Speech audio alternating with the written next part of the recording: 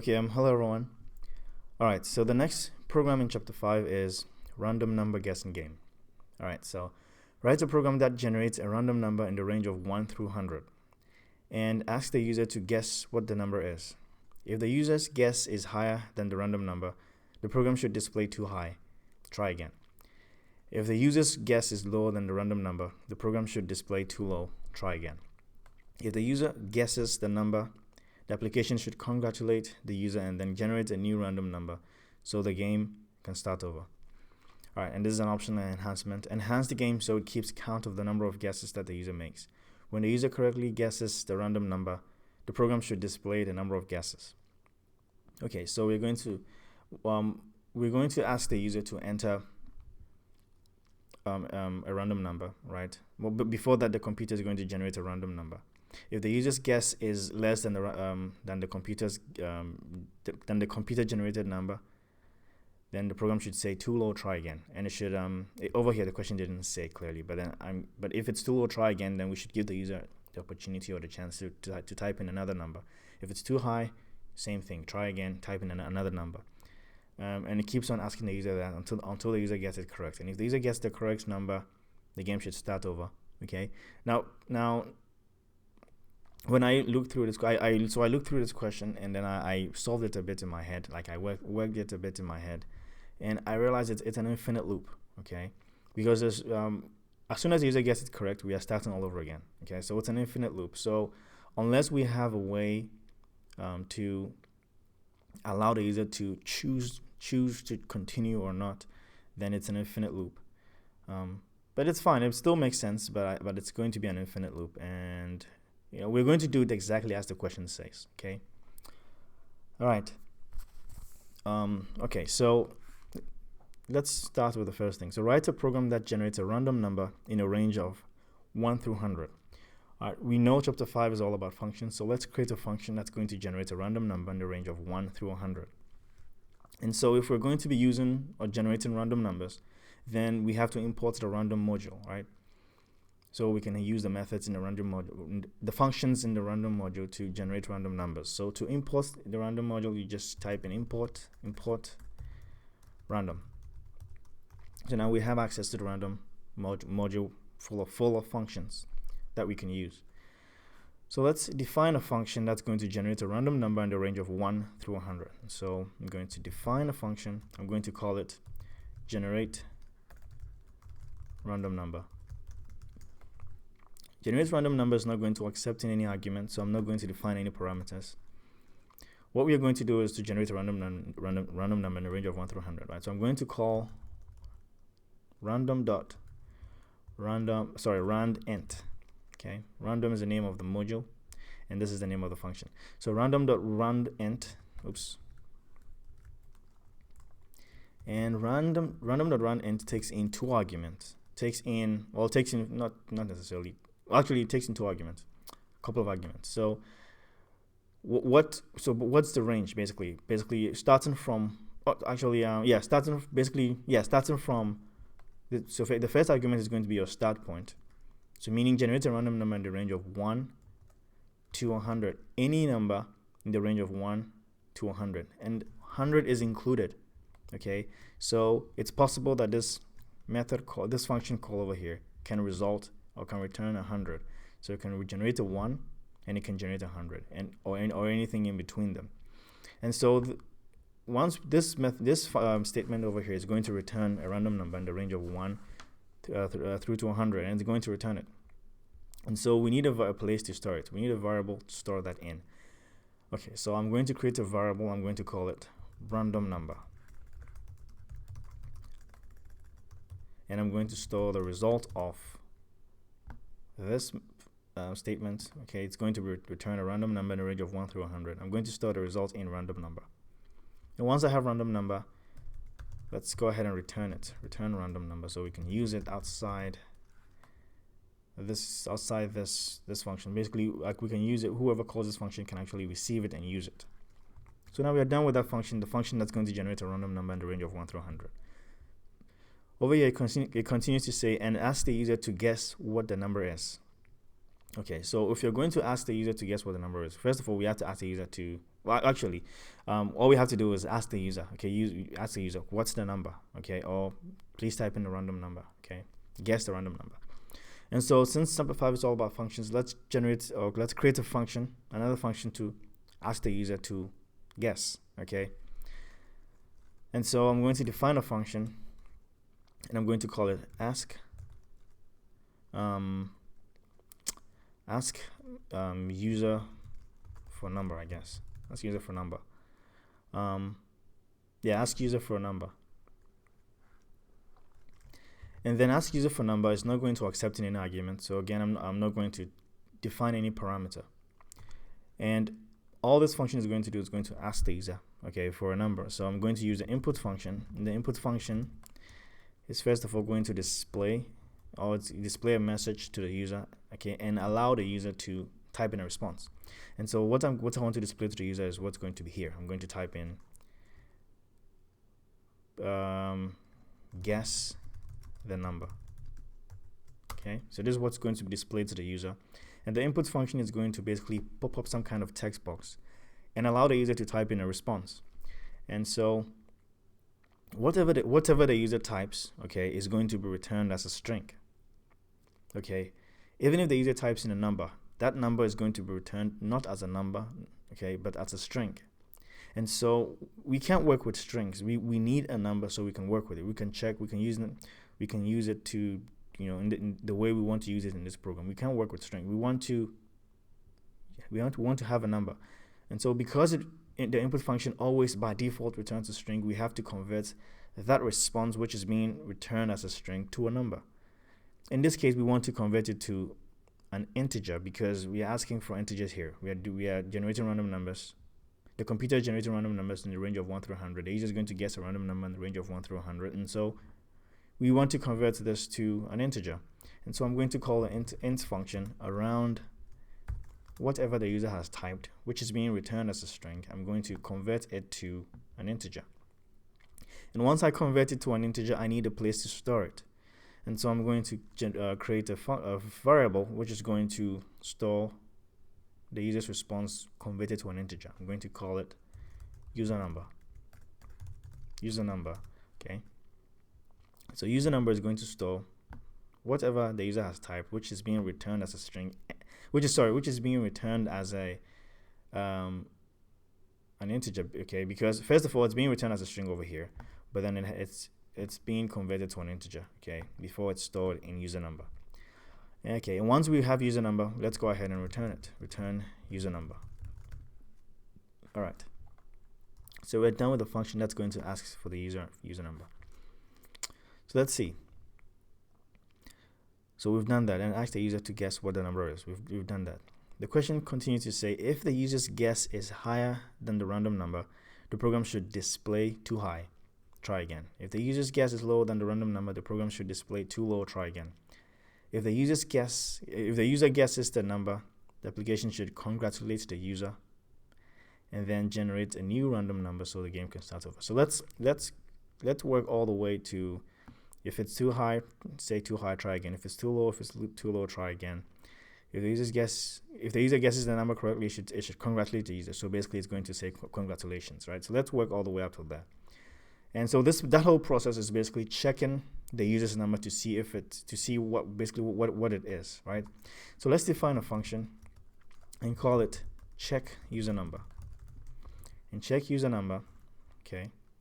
Let's define it in such a way that it's going to accept in the user's number. So I'm going to define a parameter for user number. It doesn't matter if this parameter name is the same as this name. It doesn't matter, okay. The scope of these variables, okay, are within their own function. So the scope of this user number is going to be within the check user number function, and the scope of this user number is within the ask user for number function.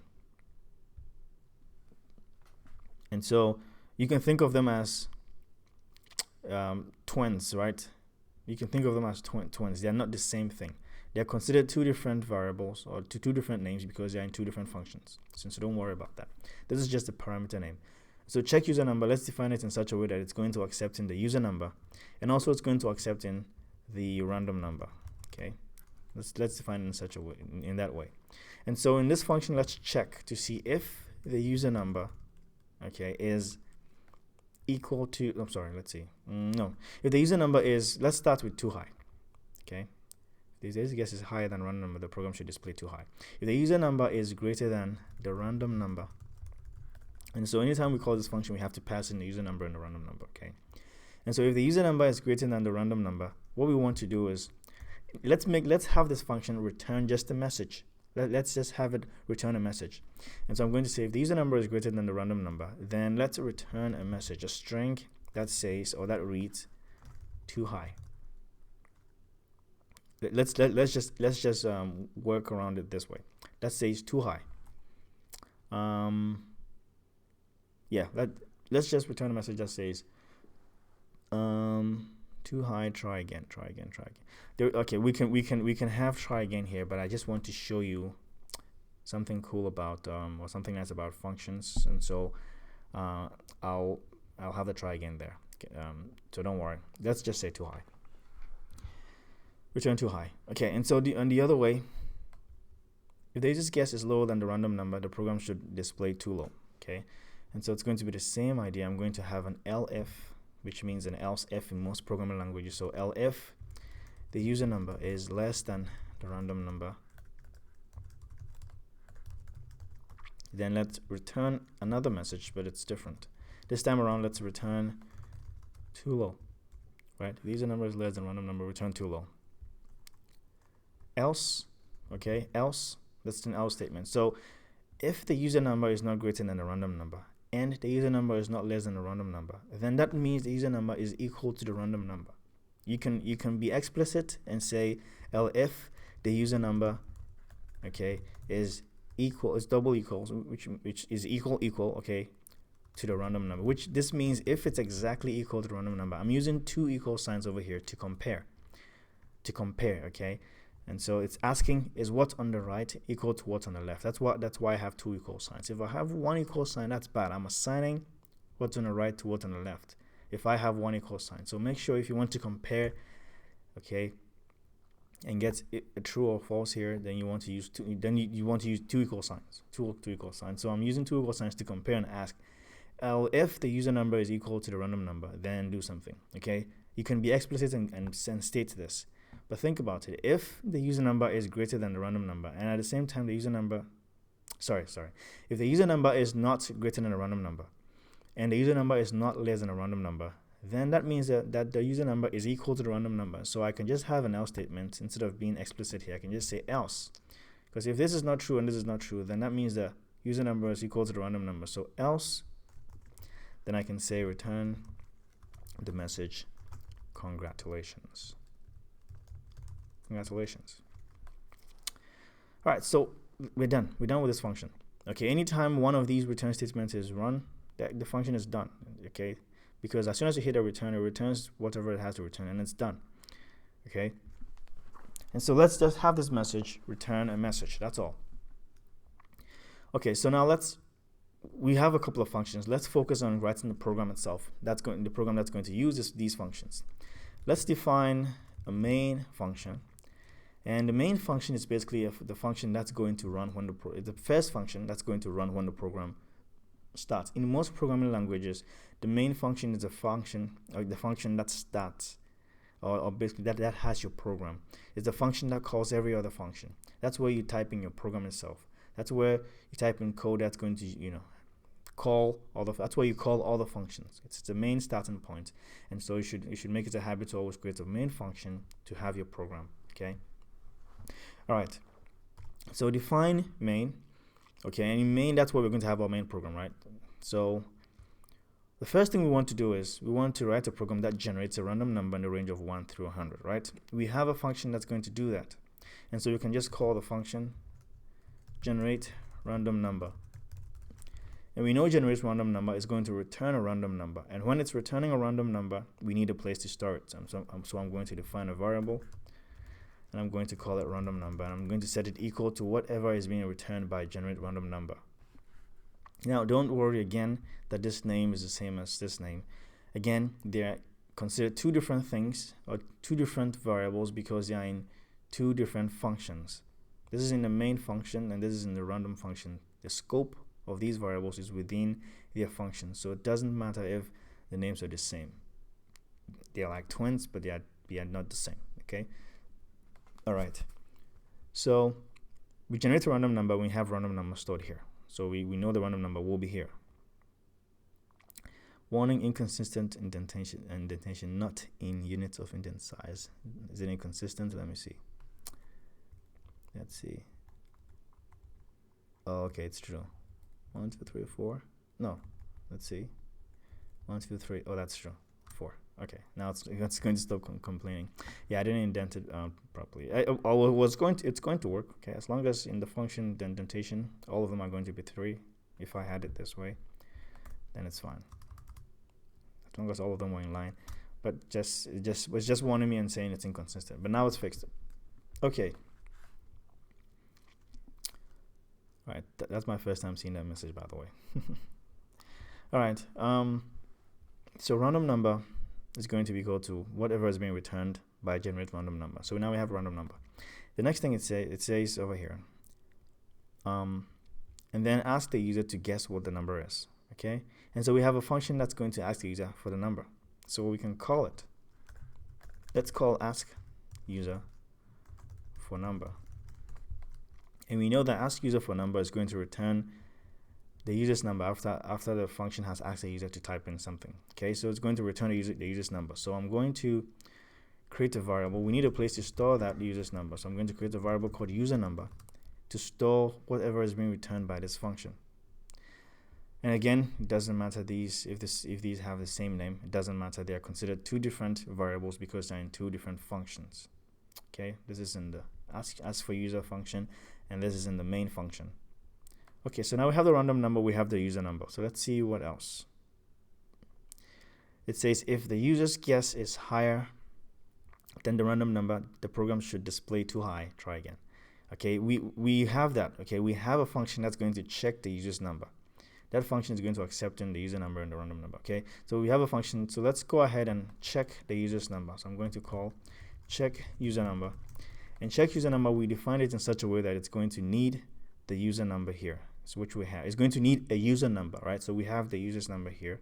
So I'm going to copy the variable and paste it here. It doesn't matter if they're the same names. I remember I mentioned that.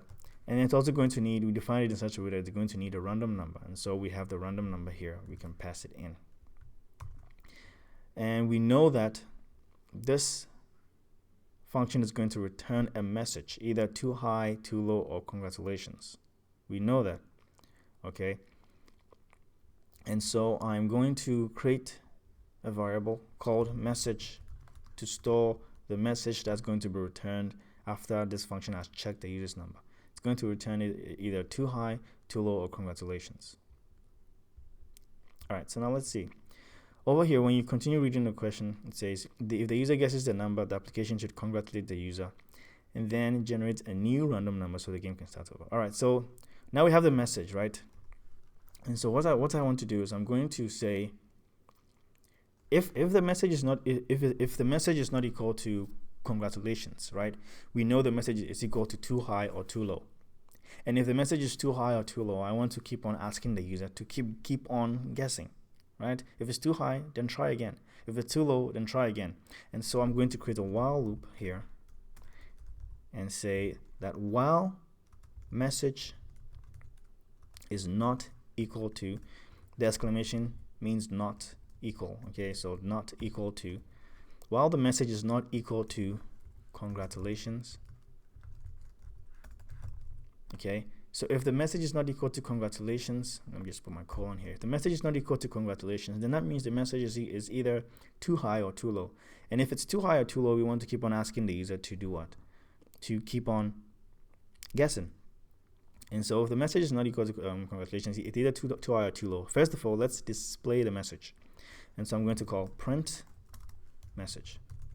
Either if it's too low, print it. If it's too high, print it. First of all, print it. And then we want to ask the user again. All right, and we have a function that does that. We want to ask, and I'm going to copy this line. We want to ask the user again. We have a function that does that. We want to ask the user and get the number again, user number. Now, let's modify this ask for user function a little bit, okay? If you call this function, it's going to display the message guess the number. If you call it, it's going to display guess the number, right? Let's modify it so that we don't always display guess the number. The first time the program starts, it should say guess the number. That makes sense, right? But if the user gets it correct, or wrong, let's have this. We don't want the function to still say guess the number, although that's really what the user is doing, guess the number. We want to modify it a little bit. Let's modify it a little bit so that it's much more flexible, user friendly. And so the very first time the game starts, we say guess the number. If the user gets it wrong, we say try again. But the thing is, we have a function written in such a way that it's always going to say guess the number. We can define this function in such a way that it's going to need a parameter called message. So anytime you call this function, you have to provide in a message, right? And then you can use whatever the user typed here. But I'm going to make a little change here and set message to be equal to guess the number. Hold on, but before you, I don't want you to get confused. Okay, oops, I undid it. Sorry. So this is what we are now. All right. So I said we can define a parameter called message, right? Allow the user to type in the message here as a parameter, and then we can use whatever the user types over here. We can use it. Oops, we can use message here and display it. So anytime the user calls and asks for user, they have to provide in a message, and then that message, whatever they type, is going to be displayed as the message to the user. Okay, anytime the user calls, asks for number, we type in our message by hand, and then that message is going to be displayed. Okay, it's still doing the same thing, but just the message will be different.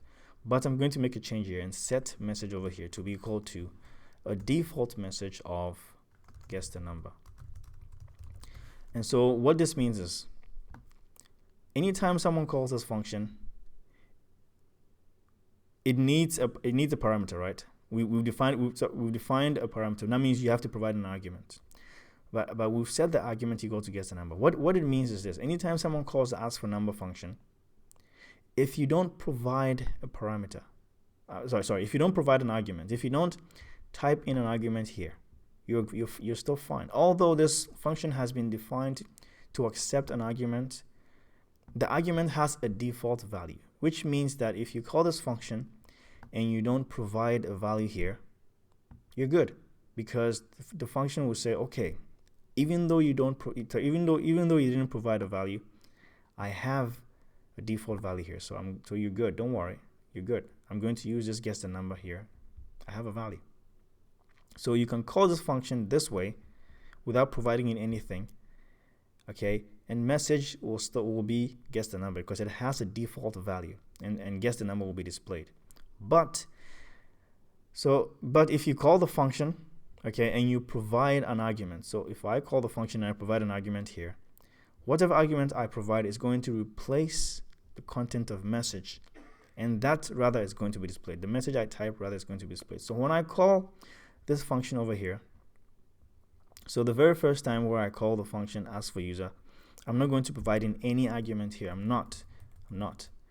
Okay.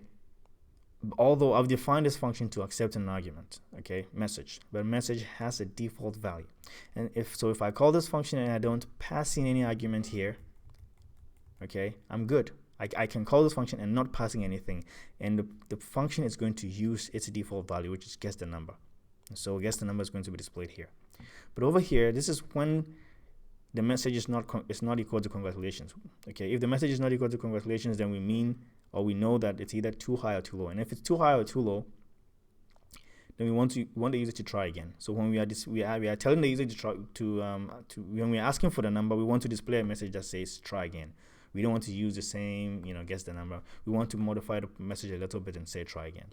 And so the way we define this function, if we don't pass in anything, it's going to use guess the number. But if you pass in something, whatever you pass in here is going to replace the content of message, and that message rather is going to be displayed. So I'm going to pass in over here, try again.